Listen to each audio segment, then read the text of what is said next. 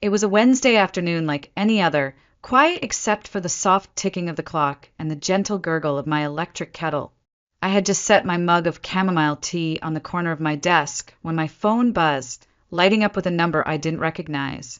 Normally, I would have let it go to voicemail, but something in my gut twisted, a faint hum of unease I couldn't ignore. "Hello." I answered, my voice cautious. "Is this Ivy Sinclair?" The voice on the other end asked.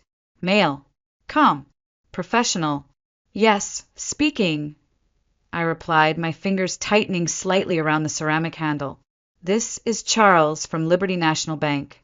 We're calling regarding your overdue mortgage balance of $480,000. We've sent several notices already, but wait, what?" I interrupted, my pulse spiking. "There's been a mistake. I don't have a mortgage. I rent." There was a pause. Then came the paper shuffling sound of someone confirming what they already knew. "Ma'am, the documents we have list your full name, birth date, and social security number. The mortgage was taken out 3 years ago on a property in Lake Oswego." I went cold. 3 years ago. That was right around the time Amber had been babbling about her dream home. Craftsman style, big yard, sunroom where she could do yoga with intention, she had said, laughing between mouthfuls of our mother's pot roast. I hadn't thought much of it then. Amber always had dreams far bigger than her budget. I barely managed to end the call with a promise I didn't know how to keep. "I'll look into it," I said, though my voice cracked on the last syllable. The moment I hung up, my legs gave way, and I collapsed into my chair. The mug of tea trembled slightly on the edge of the desk, as if it too had heard the news. There had to be a mistake. There had to be. I dove for my filing cabinet, yanking out folders of tax returns, utility bills, credit reports. I hadn't bought a home. I didn't even own a new car. My credit was pristine, my expenses meticulous. There was no room for a $480,000 debt hiding in my life. But deep down, beneath the panic, a colder feeling began to bloom: betrayal. I remembered Amber flashing Zillow listings across the dinner table, like she was showing off a new engagement ring. Mom gushing. She deserves something beautiful. She's had such a hard year. Dad nodding absently, chewing, sipping his beer like always. And me? I was always the solid one, the one who didn't need help. The background sister who always picked up the check, always offered to drive, always remembered birthdays. Now I sat alone in my one-bedroom apartment, the kind where the walls crack if you hang shelves wrong, and realized the truth was sitting just beneath my nose this whole time. They didn't even ask me. They just did it. The betrayal wasn't loud. It didn't scream. It slid in quietly like fog through a half-open window and settled over everything. When I opened my eyes again, the kettle had long gone cold. But inside me, something had just begun to boil. The next morning, I woke up before dawn. Sleep hadn't come, not really. I'd spent most of the night staring at the hairline cracks on my ceiling, watching as shadows moved like ghosts across the room. At 6:12 a.m., I gave up pretending. I slipped on my hoodie, padded barefoot to the kitchen, and opened my laptop. The browser history from the night before stared back at me. Mortgage fraud, identity theft by family, forged signature on home loan. Tabs bloomed like weeds. I read until my eyes blurred. Nothing I found gave me peace, because everything pointed to one truth. Someone close to me had stolen my identity. I called Liberty National Bank again. This time, I asked for a digital copy of the mortgage documents. The woman on the line was polite, almost robotic, as she verified my information and sent over the file. Her voice didn't tremble. Mine did. When the PDF opened, I felt my breath catch. There it was. Page after page of legal jargon. Interest rates, closing costs, initials scribbled in the margins. And then my name, my full name, Ivy Sinclair, stamped across the top of the contract. And the signature, it looked like mine, but it wasn't mine. To someone else it would have passed, but not to me. I knew every loop in my S, every nervous hesitation in the curve of my eye. This one was clean, too clean, as if someone had practiced it over and over until they could copy it with confidence, but not truth. My fingers trembled as I zoomed in on the signature block. I stared at it for a full minute before whispering, "You really did it!" There was no denying it now. This wasn't a clerical error. It wasn't a prank. Someone had sat down, forged my name, and used my identity to buy a house. And I knew who. Amber had always lived her life like consequences were optional. She changed jobs like socks, bought things she couldn't afford, took mental health breaks that turned into 3-month vacations. And my parents, they called it freedom, expression, growth. Me, I got the lectures about responsibility, about saving for retirement, about playing it safe. But they weren't playing safe when they stole from me. I sat at my kitchen table, the same one I'd bought secondhand 5 years ago when I first moved in, and felt the weight of every unpaid sacrifice I'd made. The student loans I'd paid off by working 2 jobs. The vacations I never took. The promotions I earned without celebration. I had done everything right, and they'd used that against me. The betrayal didn't roar. It whispered, "You don't matter as much as she does. You'll handle it. You always do." A sound escaped my throat, half laugh, half sob, but I swallowed it. There wasn't room for tears right now. I needed proof, protection, a plan. I gathered every document I had. Old birthday cards signed Love, Mom and Dad. Tax records, medical forms, everything with my legal signature. I stacked them next to the forged documents, side by side. The contrast was undeniable. They hadn't even bothered to warn me. They didn't think they had to. I was the responsible one, the expendable one. As the sun broke through the blinds, casting slanted lines across the kitchen floor, I whispered something to myself I'd never said before. I'm done being the good daughter. 2 days later, a text from my mother blinked onto my phone screen like nothing had happened. "Hey, sweetheart. Family dinner on Sunday? 6 p.m. Pot roast. Love you. Love you." I stared at the message, my thumb hovering over the keyboard. I didn't reply right away. Not because I was unsure, but because I knew my silence would say more than any angry rant ever could. Still, after a few minutes, I typed 2 words, "I'll come." Because I needed to see their faces. I needed to hear the justifications, the way they'd contort theft into love, lies into obligation. And most of all, I needed confirmation. Confirmation that the people who raised me were capable of something this deliberate, this cruel. The days leading up to Sunday dragged like wet cement. I went to work, nodded through meetings, smiled when necessary. But inside, everything felt suspended, like I was walking through fog, waiting for the moment when it would all snap into focus. When Sunday arrived, I got dressed slowly. Neutral tones. Nothing too sharp. Nothing too emotional. I wasn't there to fight. I was there to observe. Their house hadn't changed. The same flower beds. The same wind chimes. The same smell of lemon polish and pot. Roast hit me the second the door opened. Mom beamed. "Emmy, you look so tired, honey. Are you working too hard again?" I nodded. Something like that. In the living room, Dad was sunk into his usual chair, eyes flicking between the TV and his beer. Amber was on the couch, scrolling her phone, legs curled up under her like a cat. Her purse, some designer thing I couldn't afford even with a bonus, sat gleaming beside her. No one looked guilty. No one even really looked up. Dinner was served. Mashed potatoes. Carrots. That damn pot roast.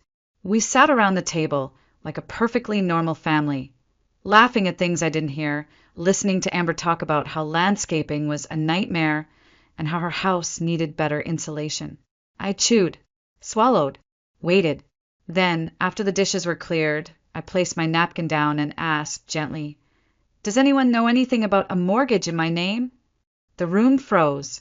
Even the ticking of the kitchen clock seemed to pause, as if the air itself had been yanked out of the room. Amber's shoulders stiffened. She pulled her sleeves down over her wrists. Mom's smile twitched. What do you mean, honey? I didn't blink. Liberty National Bank. A loan from 3 years ago. On a house in Lake Oswego. Dad cleared his throat, but didn't speak. Mom reached for her wine glass. Oh, Ivy, it's not a big deal. Amber just needed a little help qualifying. We didn't want to bother you, but you used my name, I said, still calm. My credit. My signature. Amber finally spoke, voice sharp with defensive irritation. It's not like you're paying it. You have great credit, okay? I don't. And the bank wouldn't approve me a loan. It's just paperwork. Just paperwork. Like my future was a scrap of paper they could scribble on. Like my name wasn't tied to a $500,000 noose I never agreed to wear. I nodded slowly, folding my hands together. Thanks for explaining. They relaxed. They thought it was over. They thought I'd accepted it. But what they didn't see was the storm coiling behind my ribs, and it was just getting started. The drive home was quiet. Too quiet. The kind of silence that didn't soothe, it scraped. Street lights flickered across my windshield like blinking accusations. I kept both hands tight on the steering wheel, fingers white-knuckled, jaw-locked. My chest felt like it was being held shut with wire. Every breath came tight, measured, controlled. Just paperwork. Amber's voice echoed in my mind like an old voicemail I couldn't delete. You have great credit. I don't. It's not fair that you wouldn't help. Not fair. I had sat through their dinner, listened to them joke, watched Amber gloat, watched my mother sip wine like she hadn't just participated in a crime, watched my father stay silent like silence made him innocent. They weren't sorry. They were annoyed that I noticed. That was the worst part. No one had expected me to fight. They thought I'd shrug, pay for their sins, and smile through the debt like always. The responsible daughter, the invisible backbone, the catch-all net. But they were wrong. The next morning I called out of work. I told my boss I needed a personal day. She didn't ask questions. Maybe she heard something in my voice, finality, exhaustion, fire. I dressed in quiet layers and headed downtown. There's a small coffee shop tucked between a florist and a used bookstore, a place where people talk in whispers and no one looks too closely at the tears hiding behind sunglasses. I took a corner seat and ordered a bitter black coffee I didn't intend to drink. At exactly 9 a.m., a man walked in, gray suit, sharp eyes, a file folder tucked under one arm. Mr. Warner, a real estate attorney, recommended by a friend from work, known for being discreet and ruthless. He sat across from me, unfolded his folder, and gestured for the documents. I handed over everything I had, the forged mortgage papers, the real copies of my signature, the timeline I had mapped out in a sleepless haze. He flipped through them carefully. His expression never changed, but his silence grew heavier with each page. When he finished, he looked up. You understand what this means, right? He asked. I nodded once. It's fraud, I said, and identity theft. He paused, then nodded too. Technically, yes, it is, and it's criminal. The word criminal sat in the air between us like a loaded gun. I didn't flinch. I didn't cry. I just asked, how do I fix it? What followed was a lesson in self-preservation I never wanted to learn. File a police report. Notify the bank in writing. Begin the legal process of disputing the loan and removing my name. Document everything. Every text. Every conversation. Every slip of paper. And if necessary, sue them. It wouldn't be quick. It wouldn't be clean. And it would obliterate what little family connection remained. But I had already lost them the moment they chose my name over my trust. Mr. Warner ended the meeting by pressing his business card into my hand. Don't let guilt stop you, Miss Sinclair. Guilt is the favorite tool of thieves. Outside, the sun was blinding. The world looked the same, but I didn't feel the same. I wasn't just angry anymore. I was awake. Awake in a way I hadn't been since I was a teenager, realizing that being the good child was just code for expected to endure quietly. I wasn't going to scream. I wasn't going to beg. I wasn't even going to warn them. I was going to do this the right way, the permanent way. That afternoon, I walked into the police station with a folder thicker than a law textbook and a heartbeat steady like a drumline. I wasn't sure what I expected. The room was sterile, quiet, and smelled faintly of burnt coffee and paper. At the front desk, an officer looked up from behind the plexiglass. "Can I help you?" "Yes," I said. "I need to file a report. Identity theft." He motioned for me to sit while he flipped through my documents. As he scanned the forged mortgage, the real signature comparisons, the dated texts and email chains, I saw a flicker in his expression, the smallest twitch of disbelief, and maybe pity. "You sure you want to move forward with this?" he asked quietly. "If I don't," I said, "they'll keep taking." He nodded slowly, stamped the documents, and handed me a copy of the report. It was done. Official. Irreversible. I left the station and drove straight to the post office. I had already drafted a dispute letter addressed to Liberty National Bank, attaching the police report, a notarized affidavit, and copies of every falsified document. As I signed the last form at the counter, I noticed my hand wasn't shaking anymore. It wasn't fear now. It was something heavier. Finality. I dropped the envelope into the outbox myself. It landed with a soft thunk that felt louder than any scream. Then silence. 3 days passed. No word from the bank. No phone calls from my parents. Amber didn't even bother to text. It was like the entire family was holding its breath, either waiting for the storm or refusing to acknowledge that it was already here. But on the 4th day, the storm knocked on my door. Literally. I saw her through the peephole, my mother, standing in the hallway like a statue that had cracked from the inside. Her hair was unbrushed, her eyes wild, her lips pressed into a line so tight it looked painful. When I opened the door, I didn't say a word. She didn't wait for permission. "How dare you involve the police?" she spat. "Do you know what you've done to this family?" I held the door frame lightly, fingers calm, face unreadable. "I trusted you to be understanding," she hissed. "Amber needed help. And you, of all people, you've always been the strong one." Strong. The word felt dirty now. "Family sticks together, Ivy," she added like a final blow. I tilted my head just slightly, studying her like she was something foreign, a stranger wearing my mother's skin. "No," I said softly. "Family asks. They don't forge. They don't lie. And they don't steal." She blinked, stunned.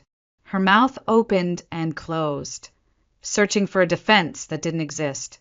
"You've ruined everything," she whispered. Her voice cracked, not from sadness, from panic.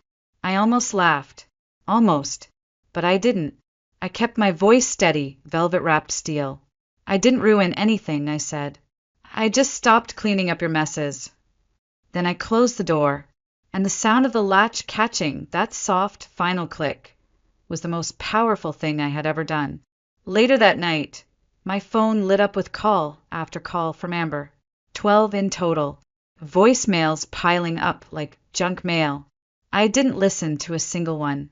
Delete, delete, delete. The next morning, Liberty National Bank sent an email. They had suspended the mortgage pending investigation. My credit would be restored during the process, and they issued a formal apology for any distress caused. It wasn't over yet, but I had taken back the first piece of my future, and for once, they had no idea what was coming next.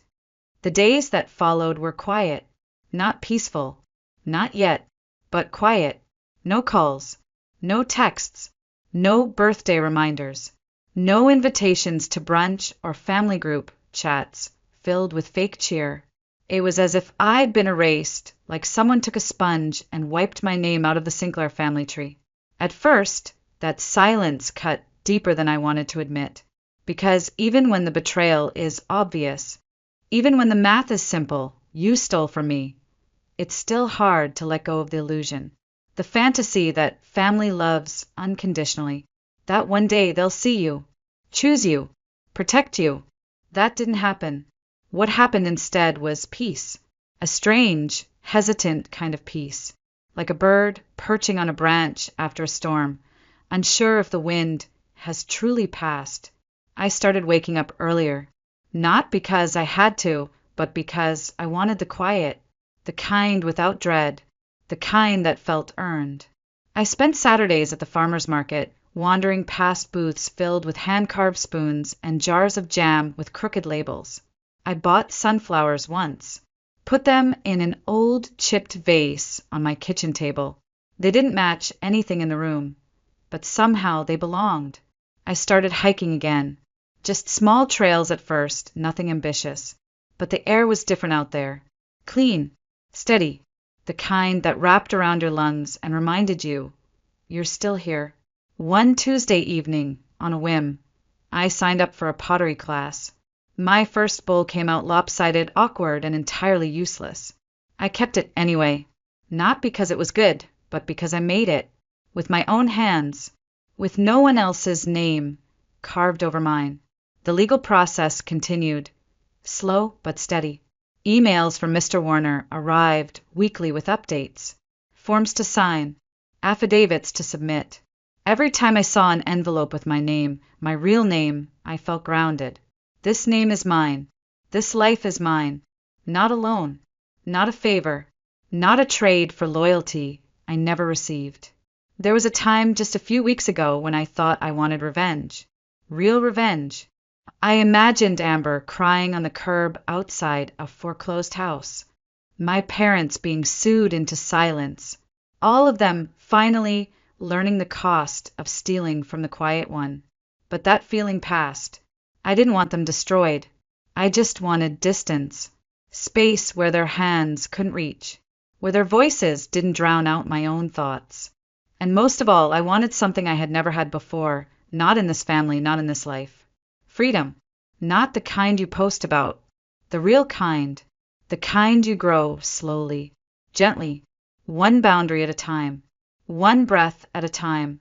Some nights I still felt the ache of knowing the people who were supposed to love me most never really saw me. Not as a person, just as a resource, a fallback, a walking solution. But that ache faded faster now. Each day, the weight of their choices pressed on me a little less. And in its place, I began to feel something else take root.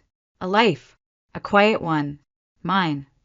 It was a Sunday afternoon, nearly 10 months later, the kind of afternoon that smelled like late summer, warm asphalt, blooming hydrangeas, and the faint trace of rain that hadn't yet arrived. I had just come back from a local pottery fair, arms full of hand-thrown mugs and chipped bowls that made me smile more than anything store-bought ever had. I was halfway up the steps to my apartment when I saw them, all three of them, my parents and Amber, standing there on the sidewalk like time had paused just for them. They looked smaller than I remembered. Mom clutched her purse so tightly her knuckles had turned white. Dad stared at the cracks in the concrete. Amber's once perfectly curled hair hung limp around her face, her eyes rimmed in smudged eyeliner and something else, desperation. For a moment, no one spoke. Then Mom stepped forward. "Ivy," she said, her voice trembling. "We made a mistake, but we're still family." I didn't move. Amber's voice came next, thin and broken. "I need your help, just for a little while. Please don't turn your back on us." There it was. Not love, not remorse. Need. They hadn't come because they missed me. They'd come because they had nothing left. Jessica's house had been foreclosed. The bank's investigation had cut deeper than expected. My name was finally cleared, but theirs wasn't. Credit scores ruined. Legal fees mounting. Reputation in shambles. I looked at them, really looked, and saw people who had once believed they could steal my life without consequence. And now they stood in the ruins of their own entitlement, wondering why I hadn't rushed in to save them. There was no rage inside me, no desire to yell or gloat, just calm, the kind that comes when you know exactly who you are and exactly who you're never going to be again. I set the pottery bags down gently and stood tall. "I hope," I said quietly, that one day you understand what real family means. It isn't something you can forge or demand or twist when it's convenient. Mom opened her mouth to protest, but I didn't let her speak. I took a breath and added, "As for me, I'm finally free, and I'm not coming back." The silence that followed was louder than any scream. Amber's mouth fell open. Dad looked like he might speak, but then didn't. And Mom, for once in her life, had no words. I picked up my bags again. The weight in my hands was solid, real, earned. I turned. I walked up the steps, every footfall steady. I didn't look back. Not when Amber's voice cracked into a soft, "Please!" Not when Mom called out my name like she'd only just learned how to say it. Not even when the wind shifted, sending a memory of lemon polish and pot roast floating up the stairs. At the top I paused. The door to my apartment stood waiting. Simple, quiet, mine.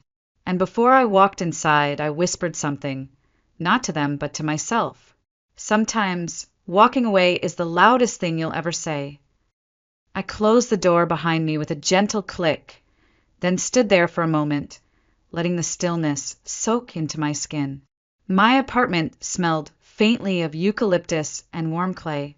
A new mug sat on the kitchen counter, the one I'd found earlier that day, glazed in soft teal with a slightly uneven lip. Imperfect, beautiful, mine. I slipped off my shoes, dropped my keys into the ceramic bowl I'd made in class, and walked out to the tiny balcony that overlooked the neighborhood. The sun was dipping behind the trees, casting everything in gold. I sat down, pulled the old knit throw over my shoulders, and wrapped my hands around a cup of tea I'd forgotten I made earlier. It was lukewarm now, but I didn't mind. Warmth had found me elsewhere.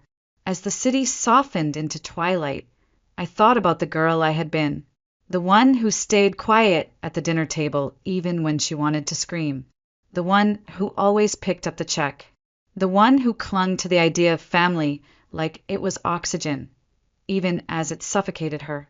She had deserved better, but she survived, and now she had grown into a woman who could walk away and not shatter. I thought about Amber's face on the sidewalk, all smudged mascara and panic. I thought about the way my mother's voice broke when she realized I wasn't going to bend. I didn't feel sorry for them, not anymore, because what they lost was never mine to carry. They lost access. They lost power. They lost the illusion that I would always come back. I owed them nothing. Not anger. Not forgiveness on their timeline. Not explanations. Just silence. And in that silence, I had found myself. A few weeks later, Mr. Warner emailed me to say the process was almost done. The mortgage had been fully removed from my credit history. No court appearance necessary. The bank had settled and my name was clean. I replied with 2 words, "Thank you." And then I let it go. No more folders. No more legal updates. No more reliving the betrayal. I had lived through the fire, but I didn't need to sit in the ashes. Now, I spent more time with people who made me feel seen.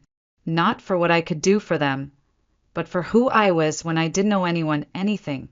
I made new traditions, Sunday hikes, messy pottery nights, brunches that ended in laughter and 0 guilt. Some days I still carried a bruise where trust used to be, but bruises fade, and what replaced them was something softer, stronger, mine. I looked up at the sky. A soft breeze lifted the ends of my hair. Somewhere below, a child laughed. A wind chime danced.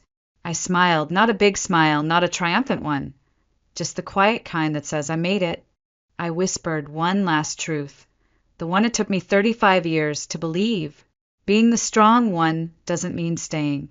Sometimes the bravest thing you can do is leave.